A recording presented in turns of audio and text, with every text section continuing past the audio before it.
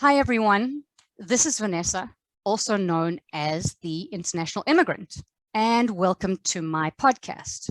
This is a place where we discuss everything immigration related, from the desire to work in another country for a few years, to test the waters, to studying abroad in the hopes of opening up some opportunities, and of course, the ideal, full immigration with a cargo container of furniture and a residence visa stamped in your passport. Wouldn't that be nice?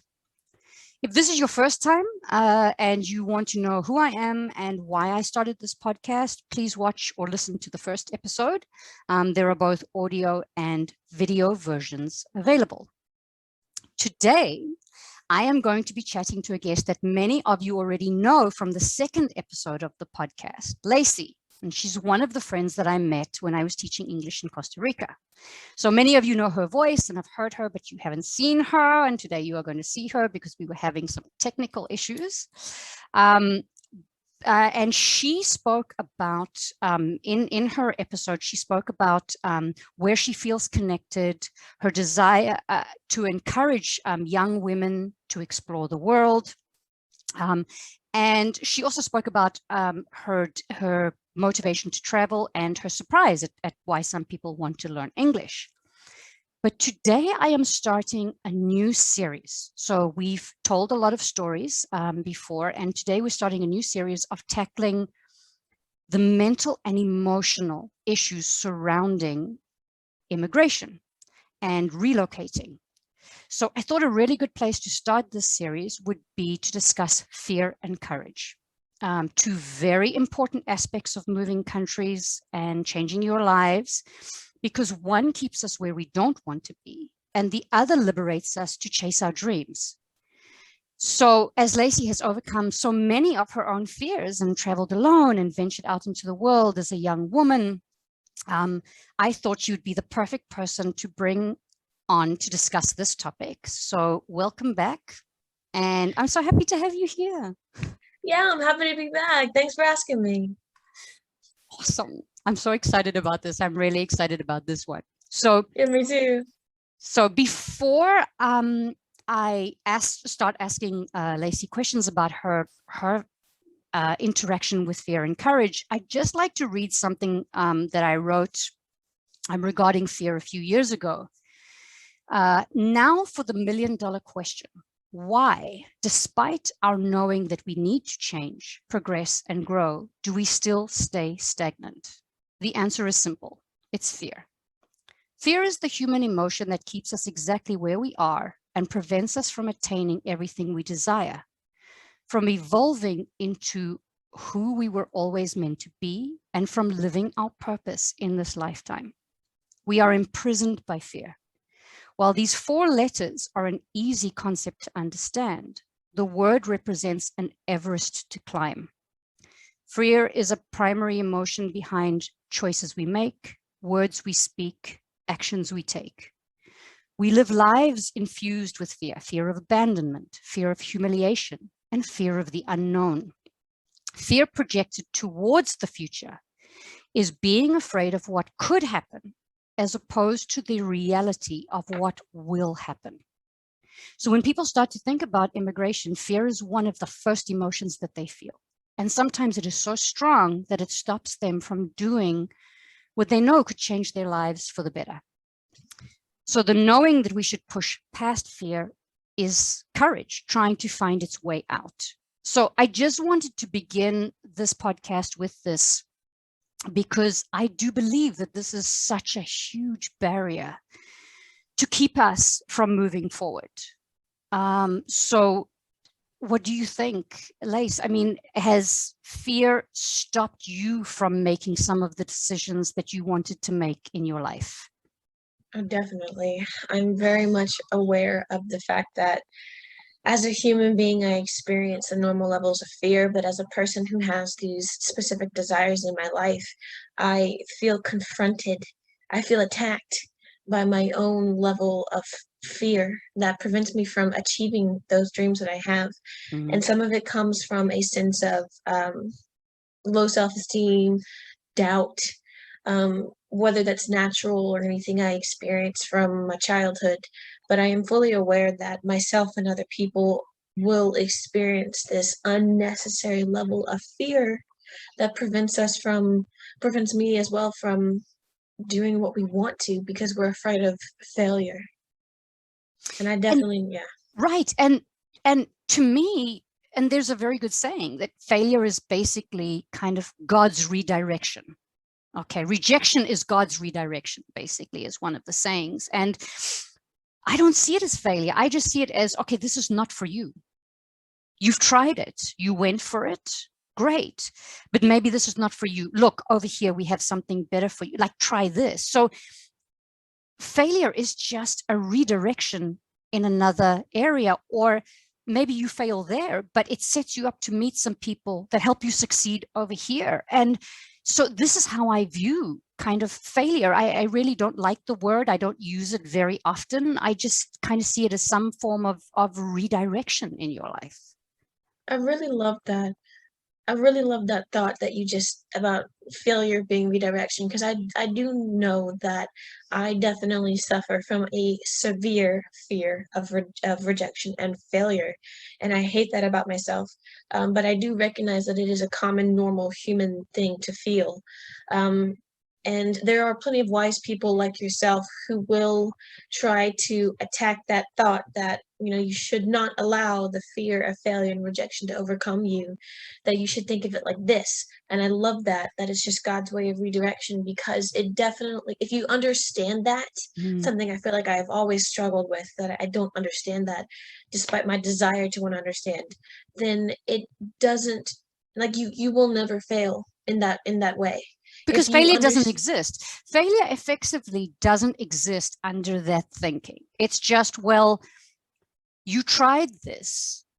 It's not for you, but look, you now have these experiences or these skills now that point you directly, strongly in that direction, which is where we wanted you to go all along. You just had to do this. You know, that reminds me of something that happened to me 2 days ago, actually. Like, Okay. it's weird that you just said that because right as you said that, I immediately got a flashback to something that happened to me 2 days ago. I just got a new job Mm-hmm. at a library about a month ago, and I'm really happy about it. I really like it. But it's, you know, I'm starting out at the bottom, you know, part-time, low pay. I love it though.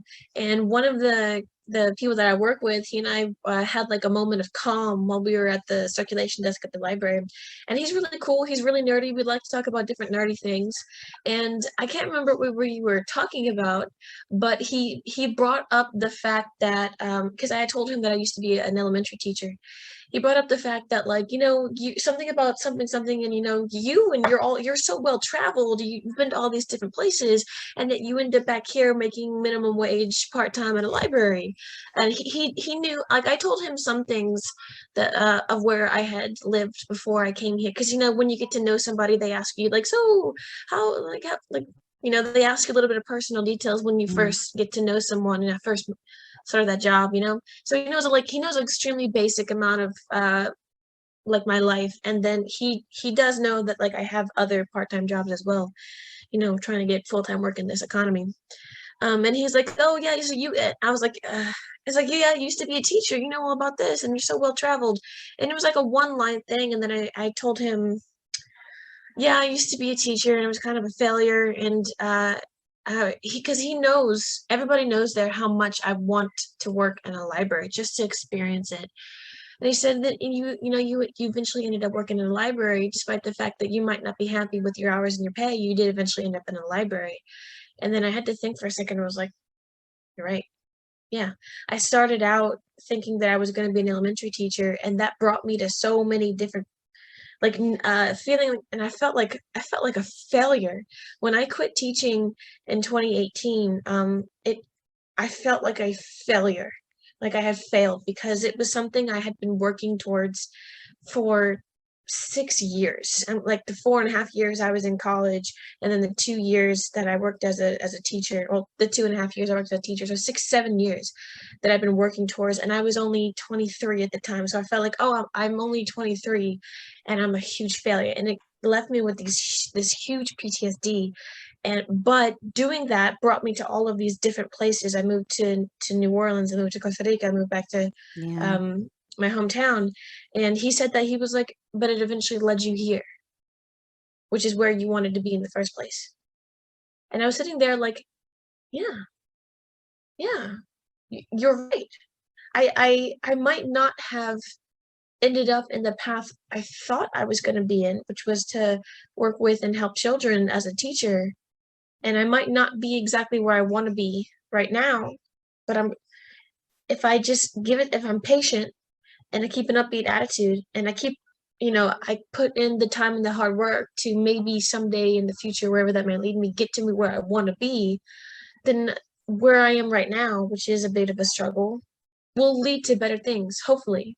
And if, you're right, like because I was suffering so badly after I quit that job in 2018, thinking that I couldn't do it, that I'd failed, I'd chosen the wrong path, I'd wasted so much time and money, that I don't know why everybody else can do this and I can't. Why my coworkers and my students hated me so much, despite the fact that I loved them so much. Um, that wasn't the right place for me, and I really did end up at a library. But if you Like hadn't done elementary teaching, the concept of teaching in Costa Rica might never have crossed your mind. Now, teaching in Costa Rica, you met a friend that's back in the US that's a very good friend of yours, and it sounds like we would never have met, which I would be very upset about. And you would never have had the experience, because I remember when you came, and shame and and the listeners do not need to know that I was sort of bitter and angry and at the end of my contract and bombarded you with how terrible the place was that we were working, and I feel so bad about that. But you were amazing and you were resilient, but this was the kind of the first time you'd ever really been out, like in another country, living on your own. You had to travel a little bit on your own and stuff with Scotland and England and going with friends. And then I think you went off for a bit on your own, but you'd never really lived like this. And so then you go down there and you teach, you meet these people and you realize, hey, I can do this. I can do this. I can teach. I can pay my rent and I can get around and I can learn this language. And so now if this experience with this library where you are eventually opens up into an opportunity of a library somewhere else, you now have your library experience and your living outside experience, and everything just morphs together in this beautiful concoction of, I've done this separately. Now I just need to put them together. Oh my, yes, that's exactly what I'm trying to think. But have you ever considered that the struggles that you're facing now is another of God's redirection? Great, just sit here, get frustrated, get irritated with the system, because we have better things in mind for you, and you're not going to go for those better things until you're completely and utterly frustrated with where you are, which takes me back to how immigrants begin in the first place. Now, I'm not saying that you're going to move somewhere and be an immigrant somewhere else for the rest of your life, but any immigrant story, any working overseas story, any relocating story usually begins with, I'm sick to death of what is going on where I am. People who are abundantly happy do not seek to move. Yeah, that's true. So one of the reasons why I moved to Costa Rica in the first place, I moved to Costa Rica in 2019 because I had quit that teaching job, and I was unemployed for months trying to get a job at a library. And I was I was 26, 27, and I was so sick and tired of being, I don't have a disability, I have a college degree, I should totally have a full-time job right now. And I was going months without with unemployment, and it was making me like mentally sick, because I definitely am not one of those people who can just not have a job. I need to be able to do something, and I feel like I can definitely be a contributor to society. And so I was like, I need to do something to better my life. I want to be bilingual. I want to be fluent in another language. And I was like, teach overseas. And that's what brought me to teaching in Costa Rica and considering a life as an immigrant to some extent. I mean, as much as I would love to travel and make my life in other countries, I'm not 100% sure that I think my life is going to lead towards hopping different countries like bars teaching English. That's No, definitely something. I don't Yeah. think it will either. And I think the fact that you have this job, even though it's part-time and it's not ideally what you want, is one step there. You need something on your resume. Everybody that applies for a job, generally, unless the country is hard up, like teaching in Central and South America, and I had never taught before, which is why I got a job without teaching experience, is because they needed native speakers. And Yeah. it's something on your resume, and it just opens the doors to different things. And if this is just the one little nugget of gold on your resume that opens up a library job in Canada or Scotland or Japan or somewhere that you decide you want to go, it's there. It's this little piece of experience that you need to say, hang on, I've done this right here. I have some experience. And that's definitely what keeps me from being swallowed by those dark feelings I have on those days, is that even though I'm not where I want to be, there's this voice in the back of my head, and a lot of it isn't the voice of yours or other people who are very supportive, that says it's temporary. You're building your, yeah, this is temporary, and I have better things for you. And whether that voice is God or just supportive people in my or your life, soul. And I mean, or, whatever your belief system is, I mean, we're not going to, we can't, everybody has different belief systems, but I do believe that our souls are pretty much that kind of line to whatever divinity you believe in. And often your soul, your intuition, your gut will say, hang on, I've made different choices for you. Hang on, we're getting there. We're in the middle of a yeah. pandemic. We need to clean this up somewhat globally. And then you're going to be ready to go. That, yeah, definitely. That's definitely something that I have in the back of my head all the time. And sometimes the voice is small, and then sometimes after talking to people like you who are so supportive, it's stronger. Because even though I want to be the person who has the courage to do things on my own, I don't always have that courage to do it on my own. And I need that support from the people who are there for me in my life. The people who are supportive for me in my life are the reason why sometimes I have so much courage, why I was able to find the courage to travel to different places, was because of the support of people in my life. They were able there. So let me ask you this. Okay, so when you taught in Costa Rica, this was the first time you thought about moving or living in a different country, or did you already have that thought having spent time in Scotland? No, actually, do you remember that was the second time I had lived in Costa Rica? Did I ever tell you? Did you do a course or something I there? did a study abroad in Yes. college. So Right. in Right. 2014, I spent 5 weeks in Costa Rica. But the reason why I did that was actually just something very complicated that was happening at my university in Montebello. Did you feel fear? Like, did you initially feel fear before you went?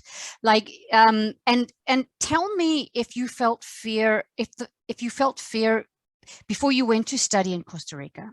Also, if you felt fear before you went to teach in Costa Rica, and if they were different senses of feelings. Okay, so my time going to study there for 5 weeks and my time to teach there for a year. I personally think that the types of fear I felt before and during my times there were the same. And it comes from, I think, a fear of money. Right. The fear of the lack of money. Right. I do not come from a wealthy background, but I am a white woman in the United States. I'm fully aware of the fact that I have not experienced poverty like a lot of people do. But that does not mean that I still make a lot of money, or that my family has a lot of money. Right. And I have always had this very unreasonable, honestly, frugalness, like extreme frugalness in my head, that made even my sister-in-law shout at me when I wouldn't spend $6 on a pair of new jeans. And I remember the fear I felt, because I was determined. I was so determined not to be thrown off this path that I'd made for my university, that the adrenaline sustained me to do this. I think the adrenaline is what also gave me courage to be like, how dare you throw me off my path? I'm going to take, how dare you? That definitely gave me the courage and sustained me. But I did feel a low level of fear, and that was money, because I had, like I said, I had 3 jobs on campus that did not help me. I mean, that barely helped me pay my rent. I was living with 3 other women. That so that, I mean, that tells you how much I was really trying to lower my bills every month. If I like, as many people as you can split a bill with, the smaller your bill with. I lived with 3 other women just to get those bills down. And I mean, I was constantly calling the water company to be like, how dare you charge me this month? Do you know who I am? And I was constantly trying to find free rides and free food. And so when I did this, I had like 3 goals. It was like, it has to be a Spanish speaking country that I feel safe in. I had multiple goals. I'm sorry. A Spanish speaking country that I feel safe in, that was in the time period I needed, because I was also taking summer classes for my major, and that wasn't expensive. And it popped, like, when I went to her office, she gave me like a brochure of all the countries and programs I could choose, and one of them popped out to me like a sign from God. And I looked at the price and I was like, that's reasonable, because I'm American. I'm used to paying exorbitant, life-reducing university fees. Yeah.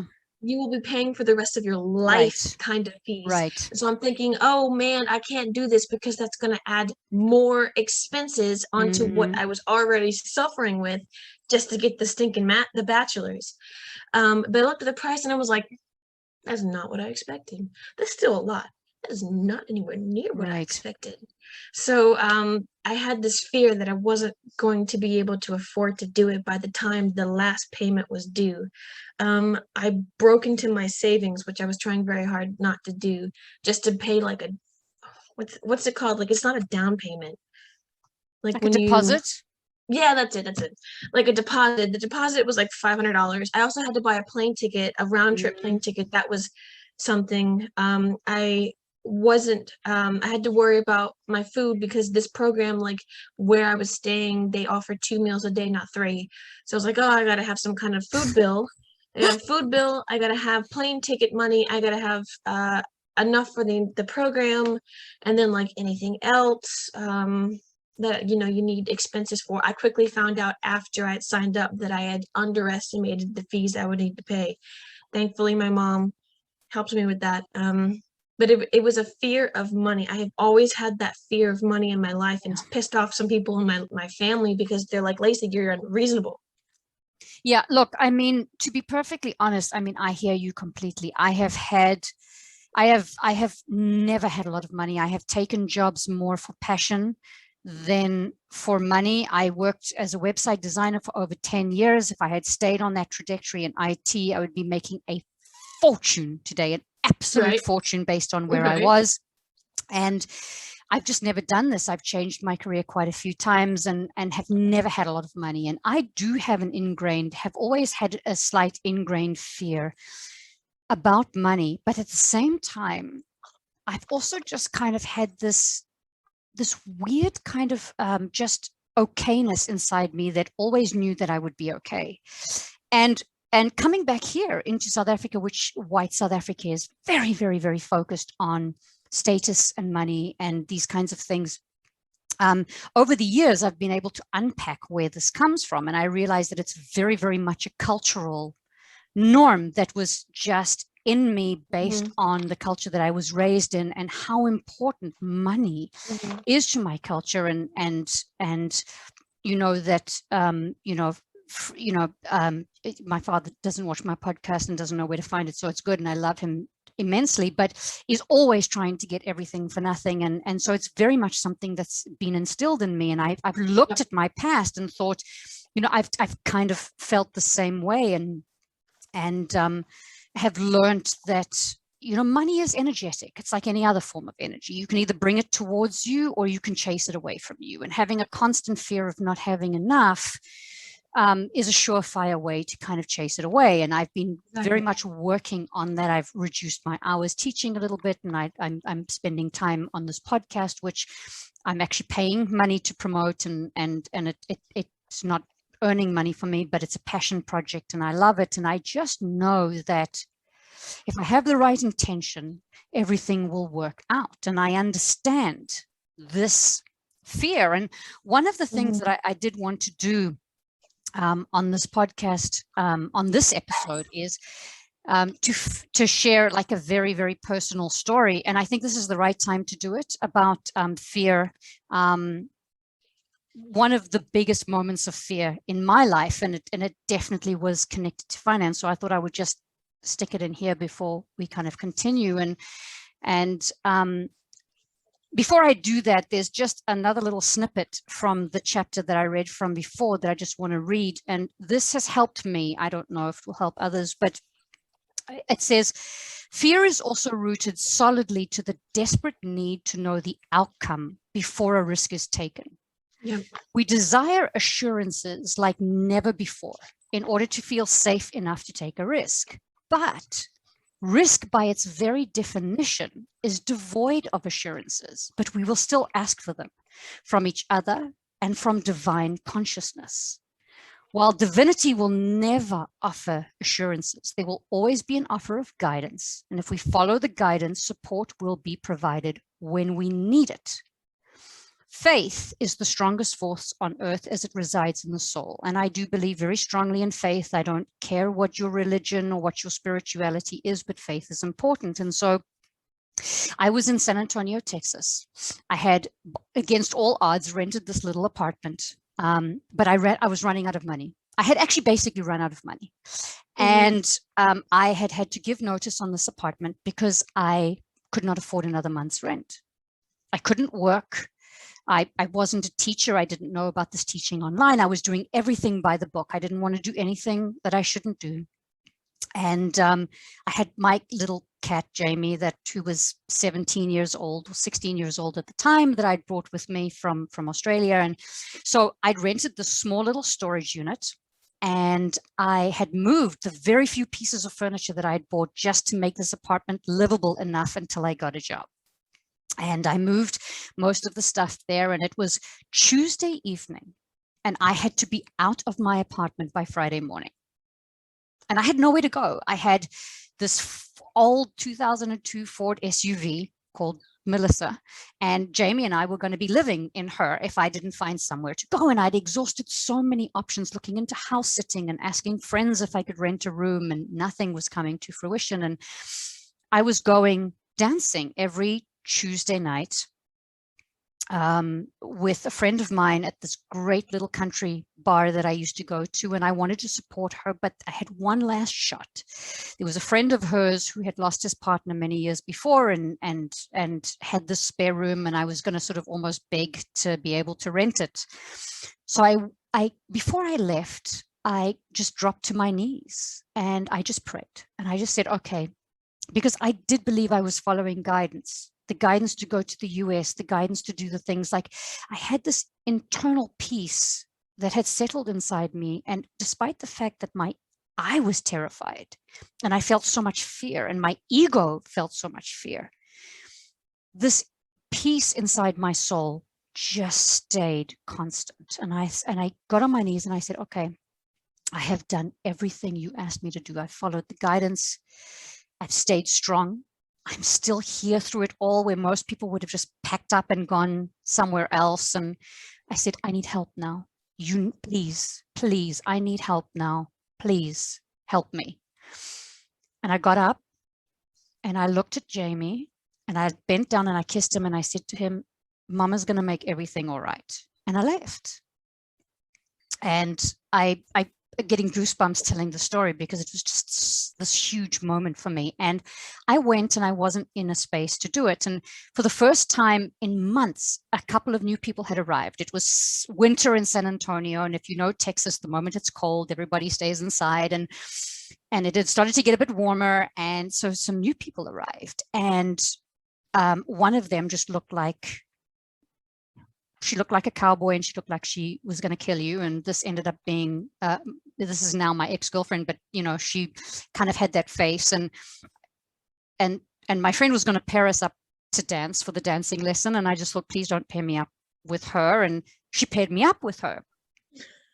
And we were dancing, and she was asking me, because not a lot of people in San Antonio have my accent and where I was from and the normal questions. And I just happened to mention while we were dancing that I was telling her what I was, you know, why I was there, and that I needed to find a place to stay because I had to be out of my apartment on Friday. And she didn't skip a beat like that. She said, you can come and stay with me.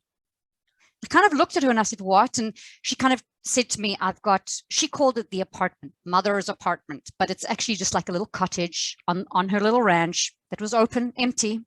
She'd had friends stay there before who were down and out on their luck. She had a very good heart.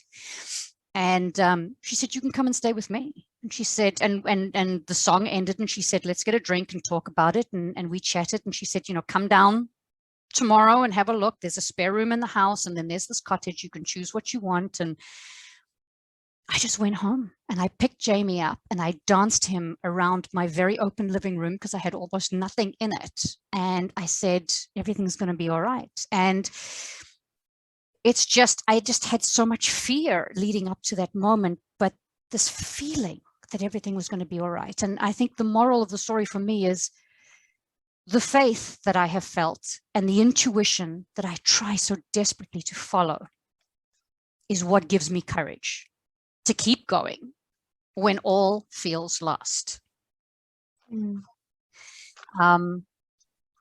So I just wanted to share this and follow it up with, what was the most courageous you have ever felt? As it relates to traveling? Preferably as it relates to traveling.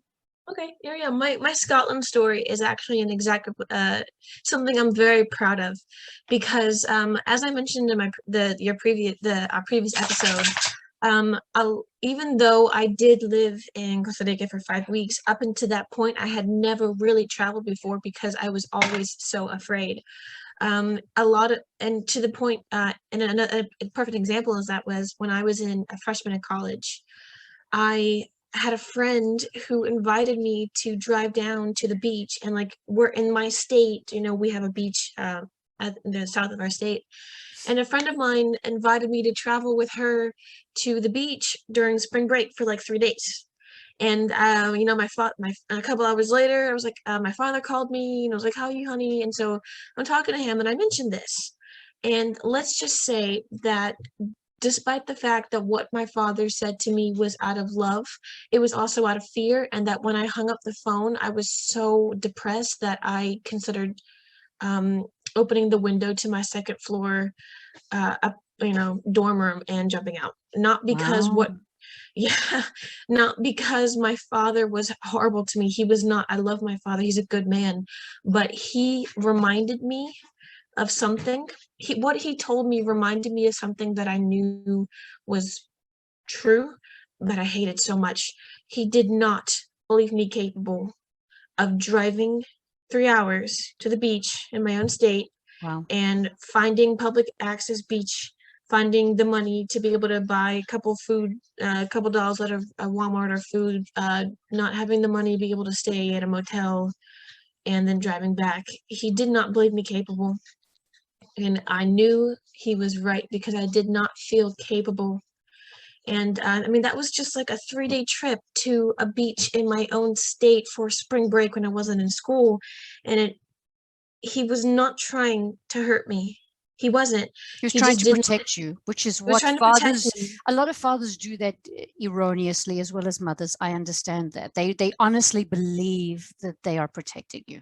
Yeah, I know. And I did not blame my father really for what he said and how he made me feel, because I did understand he was doing it to protect me.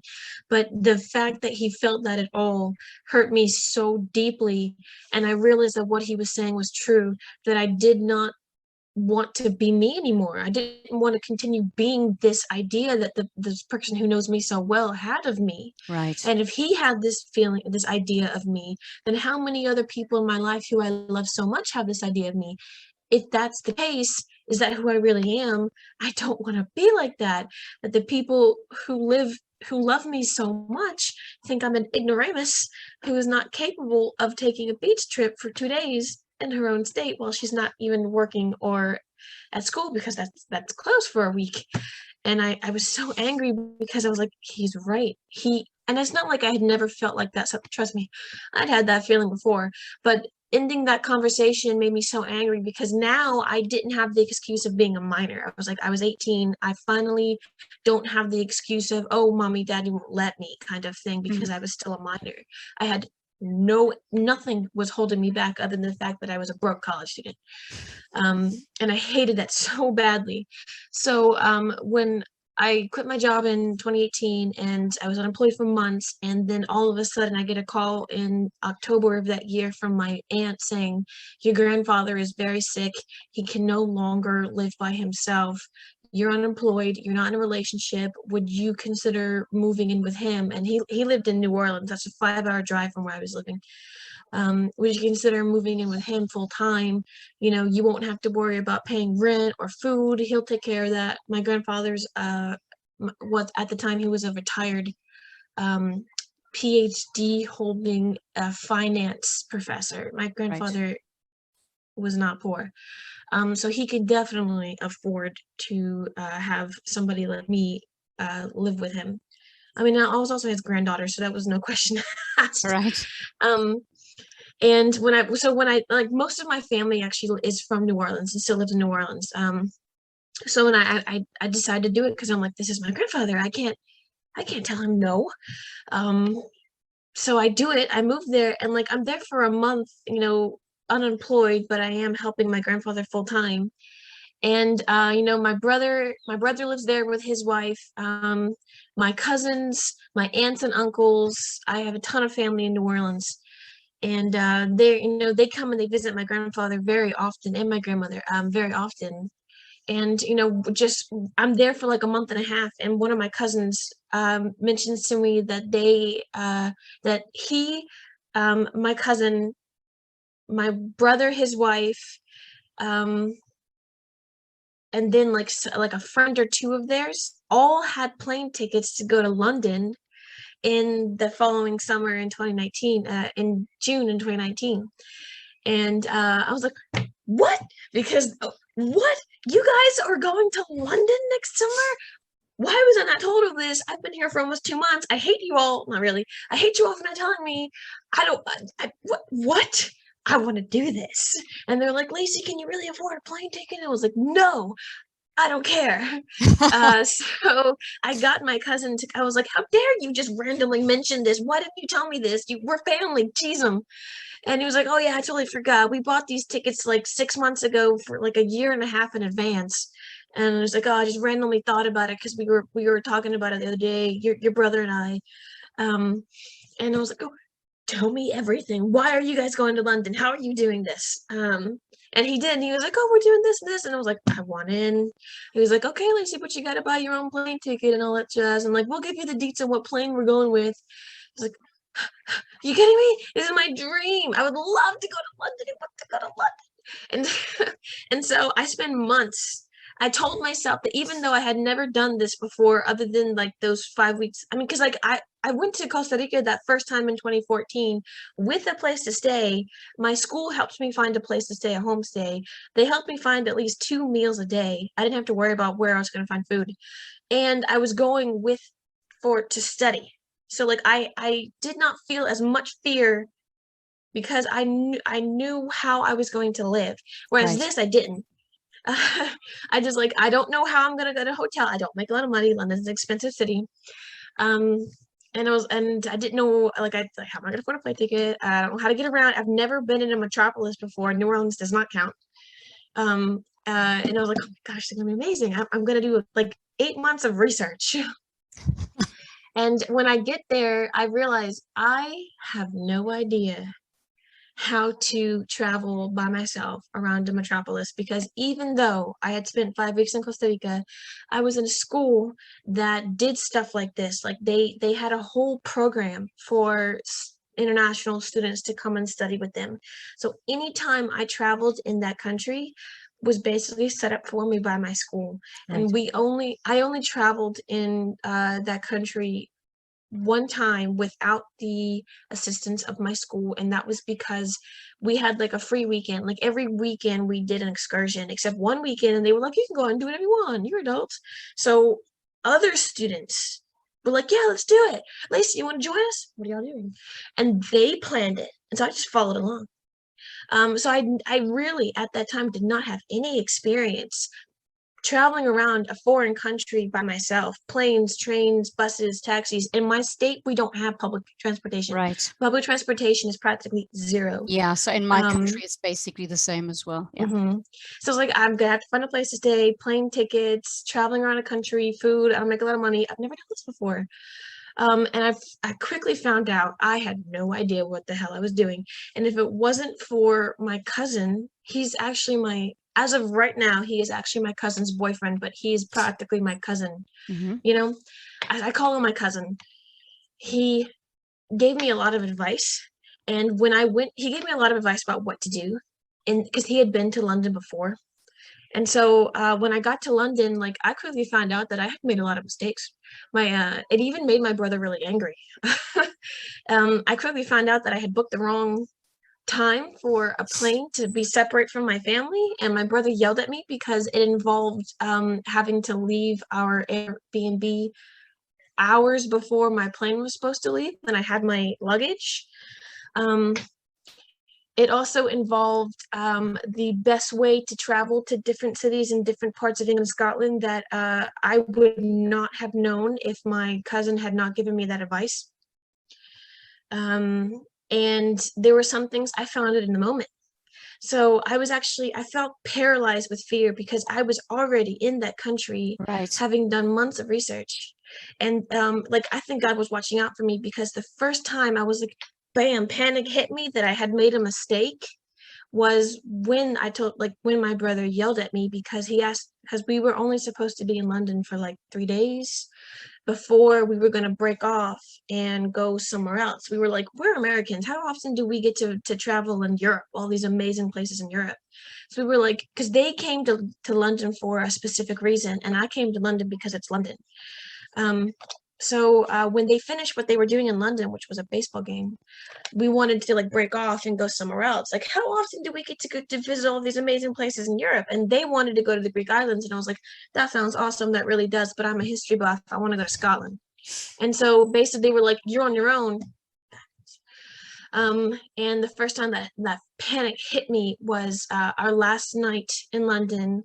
My brother turns to me and he says, so Lacie, when is your plane leave for Scotland? Because I had done months of research on how to get to these different places. I wrote notes of what to do because I was so afraid. And I told him, and he turned at me and he started screaming at me. He got this big brother protectiveness because I had not thought of the time we were supposed to be kicked out of our Airbnb. And we were supposed to be out of our Airbnb the next day by like 11, and my plane didn't leave. I could not find an earlier flight. The flight I could only find was 9 o'clock at night to get me from London to Edinburgh. And I was able to get a train ticket to the airport. How was I going to get to the airport? My cousin helped me figure that out. Train ticket that was near our station to get to the airport to get me to Edinburgh. But he was like, Lacie, did you even think? He started yelling at me because I had like 6 hours between when I was supposed to catch that train to get me to the airport that would, take me to Edinburgh. And I had like 6 hours. And he was so angry with me because I didn't think, and I had my luggage with me. And he made me feel so, that feeling I told you when my dad shouted at me about not being capable, I had that feeling again. I wanted to just walk off and get hit by a bus because I felt so stupid, how he shouted at me, and even talking about me a couple hours later behind my back to his wife about how stupid I was being. And I was like, this is a caveat. This is a caveat. He's right. Like, I forgot what time we were supposed to be kicked out of the Airbnb. The fact that I couldn't get an earlier flight on my plane meant that I had 6 hours in London with the luggage that I would have to be responsible for lugging around with me, and no place to leave it. But then, like, bam, a solution came in the moment. And that's what I tried to avoid that when I spent 8 months planning. I was trying to avoid making these huge decisions in the moment. We were also traveling with some of his friends, and they were like, hey, we have an earlier flight than your brother. We're going to take a bus to the airport. Come with us. And I was like, can I come with you? And so I did. I was on this plane. They were giving me side looks like our friend's stupid little sister kind of thing. They were trying to be nice about it, but they were looking at each other like, we're kind of, taking care of our friend's stupid little sister kind of thing. And it made me want to just like walk off the bus and get hit by a car. But they were like, on the way to this airport that we're going to, there's the British Museum. Wasn't that on your list of things you wanted to see? And I was like, yeah. They were like, why don't you go over there? So I was like, okay. So I got off the bus right at the British Museum, and I did Google Maps, and I was carrying my luggage, and I walked through this park with my luggage, and I had an idea, and it was like, why don't I just pay to leave my luggage behind a counter at a restaurant near the British Museum? I can spend a couple of hours there for a day. It's free to get in the British Museum. So I went across the street to the British Museum, and they're like, we don't do that. But hey, wait, as I'm walking out the door, the guy next door allows people to do that if they pay him for a small fee. What? So I went next door, and he does that. He lets people store their luggage in a room secure with a lock for like a very small fee for tourists who want to visit the British Museum. And that solved all of my problems. So I did that, and I had a lovely afternoon for free at the British Museum until I had to take another bus that would get me to the train station, that would get me to the airport, that would get me to Edinburgh. And it solved all my problems. And it's amazing, that story, because I have found in my life, and I think a lot of people find it in their lives, that in those moments of just sort of almost calmness, almost like helplessness, where a solution needs to be found, you've kind of stopped panicking, and you just kind of go into the sort of stillness of, I surrender this, like, I have no idea. It opens this tiny little window into your brain, into your psyche, into your consciousness, where the guidance that I mentioned when I was reading the paragraphs early on just find their way in. Wherever you want to believe that guidance comes from, believe it. Because the guidance comes in when you just stop for a second to think about it, and even offer up, I don't know what to do, or just that thought of, I don't know, or I don't want to do this. This guidance just comes in that says, yes, you can. You've got this. This is nothing biggie. It's a small glitch. It feels like a big glitch because on Earth, in human form, it's a big glitch, but from a universal perspective, it's a tiny little glitch. And here's an option for you to fix it. And we'll kind of make this person, we'll put this person in that dance hall to answer your prayer. We'll put this guy behind the counter to answer your prayer, to answer your needs. Like, we'll just move somebody into your path to answer the call. Oh yeah, and small moments like that actually happened to me a lot while I was there. One thing that I learned was, if you are in a foreign country, in a metropolis, and you need to charge your phone, go to a Starbucks.